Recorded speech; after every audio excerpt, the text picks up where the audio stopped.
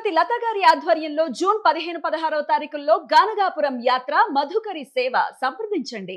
నమస్తే, welcome to Suman TV. నేను పద్మిని. ప్రస్తుతంతో పాటు ప్రముఖ ఆధ్యాత్మికవేత్త, ప్రముఖ న్యూమరాలజిస్ట్ లక్ష్మీ నరసింహస్వామి ఉపాసకురాలు శ్రీమతి స్రవంతి గారు మనతో పాటు ఉన్నారు. మాట్లాడదాం. నమస్తే అక్క.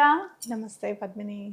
అక్క, యూట్యూబ్ అనేది ఎంత పెద్ద వేదిక అయిపోయింది అని అంటే, అసలు మారుమూల గ్రామాల్లో ఉన్న వాళ్ళకు కూడా ఒకవేళ వాళ్ళు టాలెంటెడ్ అయితే కనుక దాన్ని షోకేస్ చేయడానికి ఒక చాలా అద్భుతమైనటువంటి ప్లాట్ఫామ్ యూట్యూబ్ అని చెప్పడంలో ఎటువంటి సందేహం లేదు. అయితే దీన్ని చక్కగా సద్వినియోగం చేసుకునే వాళ్ళు ఉన్నారు, దీని ద్వారా చాలా ఎక్స్‌ప్లాయిట్ చేసే వాళ్ళు కూడా ఉన్నారు. కొంతమంది గురించి విని నిజంగా చాలా అవాక్కైన సందర్భాలు ఉంటాయి. వరల్డ్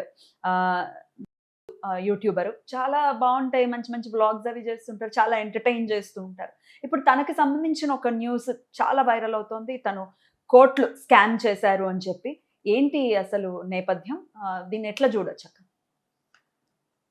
ముందు అసలు ఫేమ్ ఎలా వస్తుంది అనేది హారోస్కోప్ ప్రకారంగా చెప్దాం పద్మిని. హారోస్కోప్ ప్రకారంగా ఇలా కెమెరా ముందుకు వచ్చి నేమ్ అండ్ ఫేమ్ వచ్చింది అని అంటే రాహు వల్ల వస్తుంది. రాహు ఎలాంటి వాడు? చాలా మాయ చేస్తాడు. మాయ. మనకు వచ్చిన నేమ్ అండ్ ఫేమ్ని మనం ఎలా కాపాడుకుంటామా అని చెప్పి నిజంగా చెప్పాలంటే బిస్కెట్స్ వేస్తాడా అనిపిస్తుంది నాకైతే. నా దగ్గరికి కూడా చాలా మంది వస్తారు.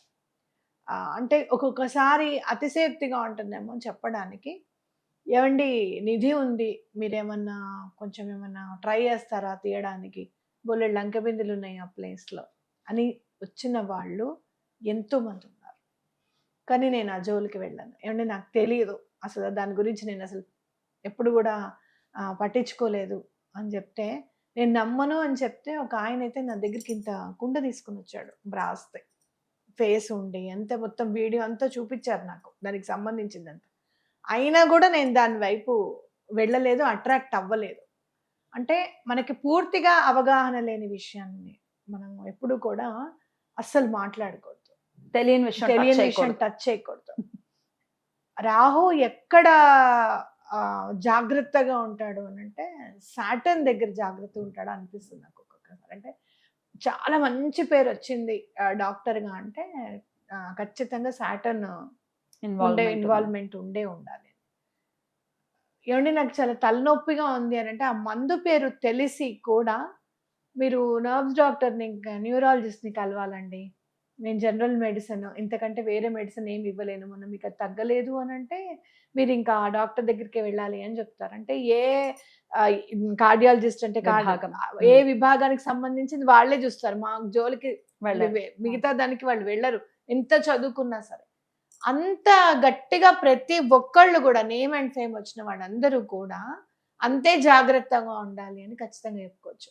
ఈ పేరు పాడవడము అనేది మనం మోనాలిసా చూడొచ్చు. అమ్మాయిది అసలు, అమ్మాయిని అసలు ఎక్కడి నుంచి ఎక్కడికి తీసుకుని వెళ్ళాడు గ్రాఫ్, అసలు మళ్ళీ ఎక్కడుందో అక్కడ ఆ ప్లేస్ నుంచి కంటే మళ్ళీ కిందకు వచ్చేసాం.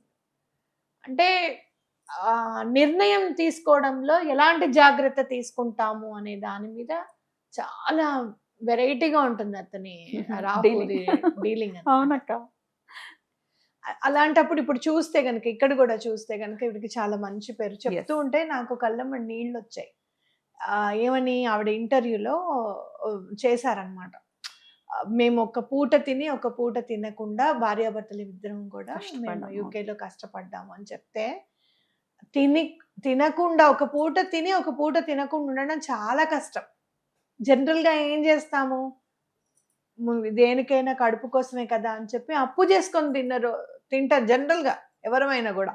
అంత జాగ్రత్తగా ఉన్నవాళ్ళు మరి ఇంత దాకా ఇంత పేరు ప్రఖ్యాతలు వచ్చిన తర్వాత ఎందుకు ఇంత మారిపోయారా, లేకపోతే అలాంటి పరిస్థితులు ఏమొచ్చాయి అనే దాని మీద మనం ఆలోచించాలి. ఒకటి మనం చేస్తున్నప్పుడు రెండో ఆప్షన్ మనకి ఏదన్నా ఉంది అంటే దాని జోలికి వెళ్ళకుండా ఉండడం అనేది చాలా ఇంపార్టెంట్. ఇక్కడ చూసుకుంటే కనుక ఫ్యామిలీ మొత్తం ఇన్వాల్వ్డ్ ఇందులోనా. స్కామ్ కాదు, యూట్యూబ్ లో వాళ్ళని చేసే ప్రోగ్రామ్స్ అన్నిటి వ్లాగ్స్ లో అన్నిటిలో కూడా అందరూ చక్కగా నలుగురు కలిసి ఎంటర్టైన్ చేస్తారు. ఇంకా ఈ అంటే సంపాదన దగ్గరికి వచ్చేటప్పటికి ఇది చాలు అనే అవగాహన ఉండాలి అని నేను అనుకుంటాను. ఇంతకంటే ఎక్కువగా సంపాదించి ఏం చేస్తాం మనము అనేది మనకు ఆలోచన ఉండాలి ఎప్పుడు కూడాను. అలా ఇంకా ఎక్కువగా సంపాదిద్దామనో, లేకపోతే అంతకుముందు ఆల్రెడీ మనకు ఉంది, మనకిప్పుడు పేరొచ్చింది గదా అని చెప్పి ఈ పేరుని ఉపయోగించుకొని రెండో దానికి వెళ్ళడం గూడా చాలా తప్పు అని నేను ఖచ్చితంగా పోనీ ఆ చెప్పొచ్చు. రెండో దాంట్లో ధర్మం ఉండాలి కదా! ధర్మము అంటే ఇప్పుడు బిజినెస్ అనేసరికి everything is fair Fair in in love. Business and love and war కాదా బిజినెస్‌లో? Everything is fair in business అని Huh. అని అనుకోవడం అనేది Huh. జరుగుతుంటుంది. కానీ ఎథిక్స్ అనేది చాలా Yeah. ఇంపార్టెంట్. ఇంత చెడ్డ పేరు వచ్చింది అని అంటే ఎక్కడో మనము కావాలని కాకపోయినా అనుకోకుండా ఎథిక్స్ ని మనం దాటాము అనేది మనం గుర్తుంచుకోవాలి. Right. ఎందుకంటే నేను ఇన్‌స్టాలో చూస్తూ నిన్న ఆశ్చర్యం అనిపించింది. అంటే ఇవాళ ఈ ఎంతమంది వీడియో ఇన్వాల్వ్ అయి చేస్తాను, ఉన్నారు? యాహ్! ఇవాళ ఈ వీడియో చూస్తున్నాను అనంటే ఆయన అడిగిన క్వెషన్స్ ఆశ్చర్యం అనిపించింది. మీరు అసలు అలా ఎలా తీసుకున్నారు? మీకు అసలు కంపెనీలు ఏం ఎందుకు జరిగిందక్క? వీళ్ళు కంపెనీస్ ఒక 10 కంపెనీస్ పెట్టారట. అందులో 6 కంపెనీలు వీళ్ళు దాంట్లో ఆల్రెడీ వీళ్ళు వర్క్ చేస్తున్నారనమాట. అంటే 4 ఏమో కంపెనీలు డిసాల్వ్ చేశారు. ఈ 6 వీళ్ళిద్దరూ పార్ట్నర్స్ అన్నమాట. డైరెక్టర్స్ అనుకో ఇంకా. నాకున్న అవగాహన ప్రకారం కంపెనీ ఏదైనా రిజిస్టర్ అయి ఉంటే యూకేలో ఎవరినైనా జనాల్ని తీసుకొని రావచ్చనమాట. వర్క్ పర్మిట్ అనేది ఉంటుంది. ఆ వర్క్ పర్మిట్ మీద జనాల్ని తీసుకురావచ్చు. ఆ వర్క్ పర్మిట్ ఇవ్వాలి అంటే వీళ్ళు అమౌంట్ చార్జెస్ చేస్తారు కదా! హ్మ్. ఒక్కొక్కళ్ళకి ఆల్మోస్ట్ ఒక 10 లాక్స్ అట్లా అని తీసుకుంటారు వర్క్ పర్మిట్స్ కోసం. అలా తీసుకొని ఉండొచ్చు. ఆ వర్క్ పర్మిట్స్ రాకపోయి ఉండొచ్చు. హ్మ్. ఆయన మాట్లాడేది ఏంటంటే సుమారు 100 మంది ఉన్నారు అని అంటున్నారు.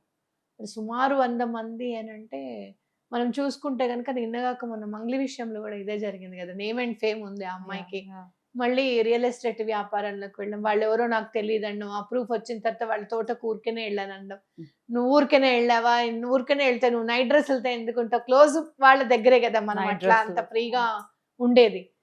నీకు ముందే తెలుసనమాట అని చెప్పి రావడం ఇవన్నీ మనం చూస్తూనే ఉన్నాం. ఇక్కడ మనం వ్యక్తిగా ఎవ్వరి మీద మనకి కోపం లేదు. కానీ నేను గట్టిగా ఏం చెప్తాను అంటే నీకొక పేరొచ్చినప్పుడు నువ్వు చాలా ఒళ్ళు దగ్గర పెట్టుకొని ఉండాలి అనేది ఖచ్చితంగా చెప్తాను. మన పేరుని పాడు చేయడానికో, లేకపోతే గనక ఇంకొంచెం ముందుకు వెళ్తే ఇంకొంచెం ఎక్కువ సంపాదించుకుంటాం కదా! ఇంకా కొంచెం అన్న ఆలోచన అనేది ఉండకూడదు. అలా ఒకవేళ ఏమైనా చేసినా కూడా చాలా జాగ్రత్తగా చెయ్యాలి అనేది మనం గుర్తుపెట్టుకోవాలనమాట. ఓకే. అయితే ఇక్కడ నేను 2 ఇన్‌స్టా వీడియోస్ చూసి నేను అవగాహనకొచ్చింది ఏంటి అనంటే వీళ్ళెవరి దగ్గరో ఆ అమౌంట్‌ని చార్జ్ చేసి ఇది చేశారు అని. వాళ్ళకివ్వలేదు. 6 మంత్స్ బిఫోరే వచ్చిందిది. అవును. 6 మంత్స్ బిఫోరే నాకు కూర్చొని మా పేర్లు పాడు చేయాలన్న ఉద్దేశంతో పనార పెయిడ్ మీడియా అంటే పెయిడ్ డబ్బులు తీసుకొని మరి మా పేరు పాడు చేయాలని చెప్పి చూస్తున్నారు అని చెప్పినప్పుడు అప్పుడన్నా జాగ్రత్త పడి ఉంటే ఇంత దూరం వచ్చేది కాదు అనేది నేను నమ్ముతున్నాను. అయితే ఇంకో ఆయన మాట్లాడిన సెకండ్ వీడియో ఇప్పుడు వచ్చేటప్పుడే చూసాను ఇన్‌స్టాలో. సజెషన్‌లో వస్తే. ఏంటి అనంటే అతను ఏమంటాడంటే మీరు ఒకవేళ మీరు మహిళా కార్డ్ వాడుతున్నారు గదా! మహిళలను ఇట్లా ఏడిపిస్తున్నారు. నేను లేడీనని ఇలా అంటున్నారని. నేను మీ వారితో మాట్లాడతాను అంటే మీరెప్పుడు గూడా యాక్సెప్ట్ చేయలేదా? యాక్సెప్ట్ చేయలేదు. 2 హ్మ్. టైమ్స్ మీరు కాల్ ఇవ్వలేదు, మాట్లాడలేదు. నాతోనే మాట్లాడండి అని అన్నారు. మరి ఆయనకి ఇవ్వనప్పుడు నేను మీతోనే మాట్లాడుతున్నప్పుడు ఇప్పుడు మీరు మహిళ అనే కార్డ్‌ని మీరెట్లా యూజ్ చేసుకుంటున్నారు? మీకు డబ్బులిచ్చిన వాళ్ళలో ఇద్దరు మహిళలు గూడా ఉన్నారు. మరి ఒక అమ్మాయి అయితే సూసైడ్ అటెంప్ట్ కూడా చేసింది. అవునా? ఆ! మరి ఆ అమ్మాయికి మీరేం సమాధానం జెప్తారు అని గూడా అంటున్నారనమాట. ఏది ఏమైనా కూడా ఈ నేమ్ అండ్ ఫేమ్ వచ్చిన తర్వాత మాత్రం డబ్బు విషయంలో నేను చూసిందేంటంటే ఎవ్వరి డబ్బు అన్యాక్రాంతంగా తీసుకోవడం గానీ, ఎవరి డబ్బు ఎంత చిన్నదైనా, పెద్దదైనా కూడా సమాధానం అనేది చెప్పాలి అనేది ఖచ్చితంగా మనం అకౌంటబిలిటీ గుర్తుపెట్టుకోవాలి. ఉంటుంది కదా! హ్మ్. ఖచ్చితంగా దాన్ని ఆ! బద్ధులై ఉండాలి దానికి. ఇప్పుడు రైట్. నేను చాలా ఇదివరకు చాలా గుర్తుపెట్టుకున్నాను. నన్ను గూడా ఆశ్చర్యపోయేదాన్ని.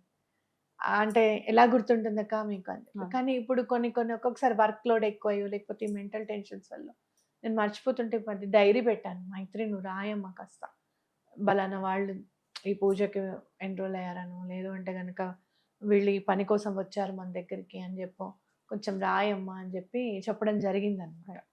అట్లా మనం కొంచెం మనం ఏం చేస్తున్నామో మిస్టేక్ అనేది మన బుర్ర చెప్తుంది పద్మిని. రైట్. అది మనం మర్చిపోతున్నాము అని అనుకున్నప్పుడు దాన్ని మనము వెంటనే రెక్టిఫై చేసుకోవడంలోనే మన పేరు కాపాడబడుతుంది అనేది ఖచ్చితంగా చెప్పుకోవచ్చు.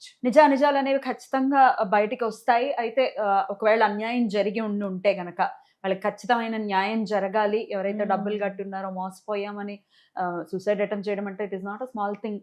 సో డెఫినెట్‌గా వాళ్ళ డబ్బులు వాళ్ళకి అందాలని ఈ సందర్భంగా కోరుకుంటూ రైట్. Thank you. నమస్తే. నమస్తే.